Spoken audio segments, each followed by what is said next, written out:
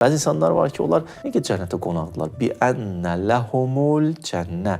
Cənnət onlarındır. Onlar cənnətə sahibdirlər. Birinci qrup cənnətə aşiq, ikinci qrupa cənnət aşiq. Xoş gördüm sizləri, dəyərli izləyicilər. Yeni layihəmizin adı Ayələrin söhbəti. Ümid edirəm, inşallah ki, faydalı olar. Cəhənnəmin odu günahın misalındadır. İnsan birinci dəfə günah eləyəndə üzü qızarar. İki dəfə yalan danışan utanır, qızarar. Sonra bir dönəmdən sonra gözünün içinə baxa-baxa yalan danışar, qaralar, daha xəcalət çəkmir. Sonra bir dönəmdən sonra deyər ki, indi elə zamanədir ki, yalan danışma son iş getməz. Daha qara ağardı. Şeytan bu həddə qədər gətirmək istəyir. Mənim Rəbbim o Rəbdir ki, xəlq elədi. Nə lazımdırsa xəlq etdiyinə verdi. Sümmə həda. Həm yol göstərdi, həm məqsəd təyin elədi. Rəbb belə olar. Adam ilahi hədəfə, Allah istəməyən yolla getsə, hədəfdən uzaq düşər və qorxduğu başına gələr. İnna hədəynahus səbil.